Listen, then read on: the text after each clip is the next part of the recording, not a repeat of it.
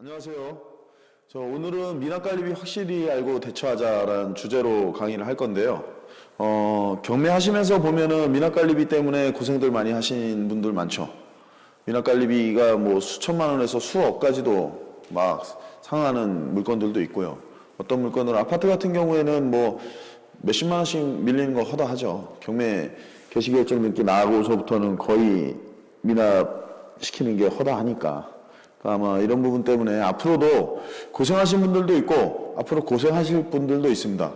그러니까 이거를 대처를 확실히 해야지 경매하면서 두려움이 안 생기지, 안 그러면 미납 관리비가 많은 거 패스하게 돼 있어. 그래서 자꾸 그런 생각 때문에 물건을 하나하나 건너뛰다 보면 경매로 뭐 재미 볼 수 없는 건 당연하겠죠. 자, 그래서 이 내용에 대해서 오늘 한번 공부를 해보겠습니다. 자, 낙찰받은 물건의 미납관리비 어디까지 납부해야 하나? 어디까지 납부해야 되죠? 알고 계세요? 3년. 그냥 3년. 그러니까 이런 것도 좀 약간 디테일하게 알고 가는 게 좋고요. 낙찰받은 물건의 미납관리비는 어디까지 납부해야 하는가? 한번 보겠습니다. 자, 미납관리비 공용 부분에 대해서는 특별승계인이 승계함이 타당하다. 말이 좀 어렵죠. 특별승계인이 뭐 승계한다 뭐 이런 얘기가 나오는데 그냥 쉽게 생각하십시오. 미납관리비 공용 부분에 대해서는 낙찰자가 납부하는 것이 맞다. 이렇게 판단하시면 됩니다. 그러면은 공용 부분이라고 하면은 전용 부분이라는 것도 있겠네요. 그럼 전용 부분은 우리가 제하고 그것은 우리가 내는 것이 아니고 낙찰자가 내는 것은 미납관리비에서 공용 부분만 내면 된다. 근데 공용관리비에는 어떤 게 있는지 한번 보겠습니다. 자, 공용관리비에는 청소비, 오물수거비, 소독비, 승강기 유지관리비, 공용부분 난방비, 공용부분 급탕비, 수선유지비, 일반관리비 뭐 이런 쭉 있죠. 그런 내용들이 공용관리비입니다. 그리고 전용관리비는 전기료, 수도료, 하수도료, 그리고 세대 난방료, 급탕료, TV 수신료. 이거는 개별적으로 쓰여지는 관리비에 속하겠죠. 왜냐하면 내 의지대로 틀고 끄고 할 수 있는 관리비 내역입니다. 그럼 이런 부분들을 전용관리비라고 하는데 이것은 밀린 부분에 대해서 저희가 따로 낼 필요는 없습니다. 미납관리비 중에서 연체료는 특별승계인이 부담할 필요 없다.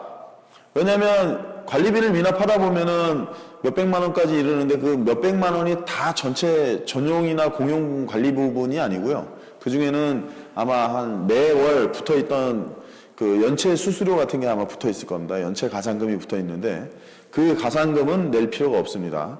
그러니까 그런 부분 혹시 알고 계셨나요? 연체 가산금은 낙찰자가 내지 않아도 된다는 거. 네. 아, 그래요? 이거 대부분 잘 모르는데.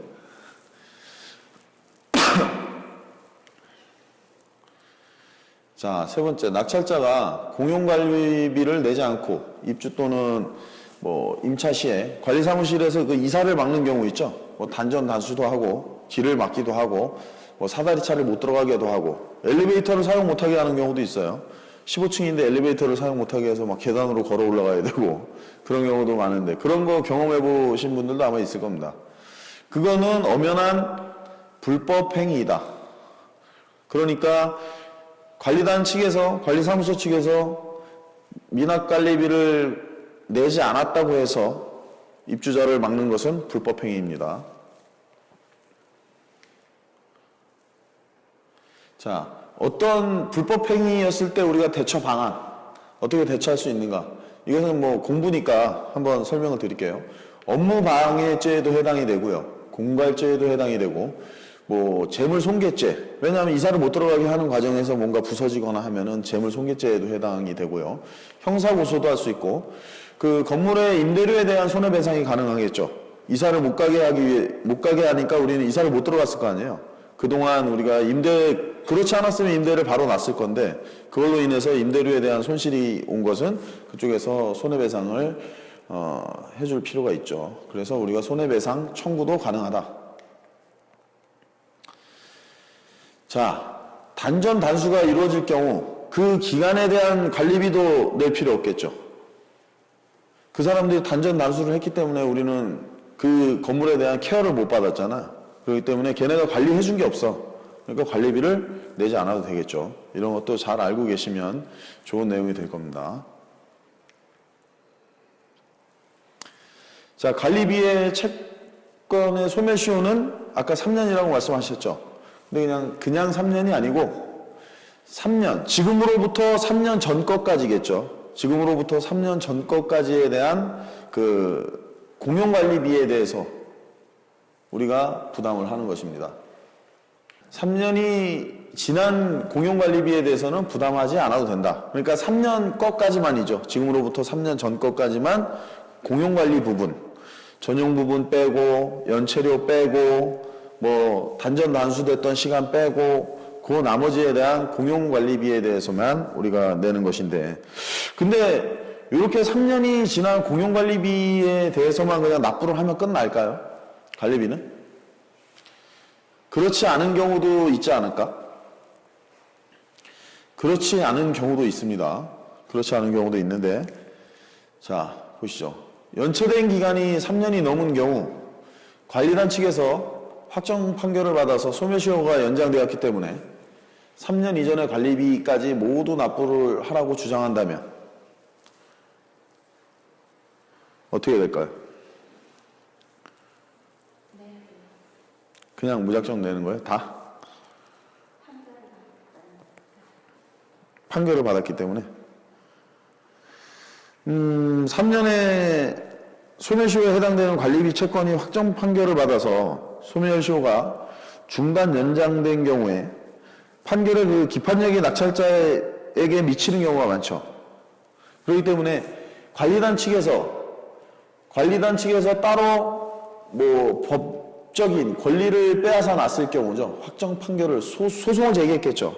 소송을 제기해서 그 소멸시효에 대한 중지를 시켰거나 소멸시효가 뭐 완료되기 전에 경료되기 전에 중지를 시켜놨을 때는 3년 이전 것도 우리가 납부를 해야 되는 경우가 있습니다. 그러한 판례가 2015년 5월 28일에 생겼는데요. 보시죠. 대법원에서 2015년 5월 28일에 판결이 났고요. 판례로 지금 적용되고 있습니다. 미납관리비가 3년을 초과하는 경우에 지급 명령 등 확정 판결을 받아서 소멸시효가 중단된 경우 그 효력이 낙찰자에게도 미치게 되어 3년을 초과하는 미납관리비도 낙찰자가 인수하게 됩니다. 그러니까 예전에는 이런 판례가 없었어요. 근데 15년도 5월 28일 날 대법원에서 판결이 났기 때문에 아마 이것이 판례로 많이 쓰일 것이고, 그렇다면은 지금까지 관리단에서는 이런 움직임을 하지 않았던 관리단들도 거액의 미납관리비가 생긴 부분에 대해서는 이런 액션을 많이 취하겠죠. 그렇기 때문에 관리비가 많았을 때 그 관리단에서 어떠한 움직임을 할 것인가도 미리 예측하고, 혹여나 이런 판결을 받아 놓지 않았을까? 또 의심을 해보고 그런 것까지 조사를 해봐야 되는 번거로움이 우리는 하나가 더 생긴 거죠. 왜? 예전에는 그냥 부담 없이 들어갔었는데 이제부터는 요거까지도 나에게 인수될 사항이 생겨버렸으니까 권리적인 거죠. 이것도 권리 분석을 다시 한 가지가 더 늘었다고 보시면 됩니다. 자, 오늘은 이렇게 공부했는데요. 중요한 거는 그거 같아요. 제가 보기에는 미납관리비 때문에 패스하는 분을 나는 여러 분을 봤어요. 관리비가 뭐 1,000만 원이 있네, 2,000만 원이 있네 해서 많이 피하고들 계신데, 그러지 말고 그것도 조사 과정이잖아요. 우리는 지금 경매를 통해서 뭔가 수익을 내려면 계속 공부를 해야 되는데, 그러지 않고 그냥 자꾸 두려운 거는 피해가다 보면 저가 발전하는 데는 한계가 있겠죠. 여러분들도 마찬가지입니다.